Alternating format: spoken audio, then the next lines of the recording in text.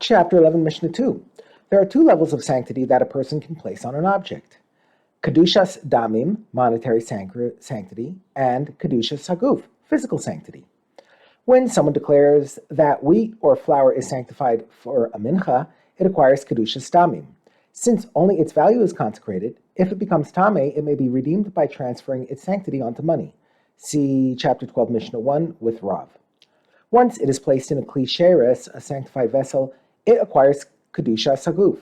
One of the laws that apply at that point is that if it is taken out of the courtyard, it is invalidated. This disqualification is called yotze, leaving.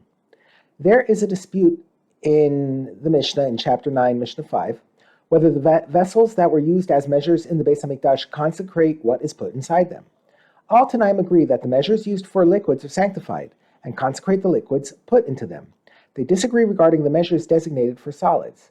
Based on this dispute, our Mishnah cites three opinions as to where the shtei alechem and lechem hapanim were prepared and baked. The following applies to both the shtei alechem and lechem hapanim. Their kneading and their shaping may be done outside the courtyard of the Beis HaMikdash, because the measure that was used to measure the flour in the Beis HaMikdash was not sanctified. The dough is thus not consecrated with Kedushas haguf, and may be taken outside the courtyard, but their baking must be done inside the courtyard, because the oven in which the bread is baked is sanctified. And they do not override the laws of Shabbos, i.e. these loaves may not be baked on Shabbos. Therefore, they must be baked on Friday. Another view about where the loaves were prepared and baked. Rabbi Yehuda says all the actions needed to make these loaves must be performed inside the courtyard. According to Rabbi Yehuda, the vessel used to measure the flour is sanctified. The flour and the dough is thus consecrated and cannot be taken out of the courtyard. Therefore, even the kneading and shaping of the loaves must be done in the courtyard. A third view.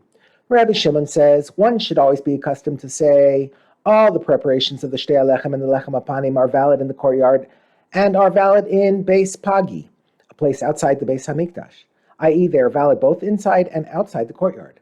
According to Rabbi Shimon, neither the measures nor the oven are sanctified, thus they do not consecrate the loaves. The dough may therefore be kneaded, shaped, and even baked outside the courtyard.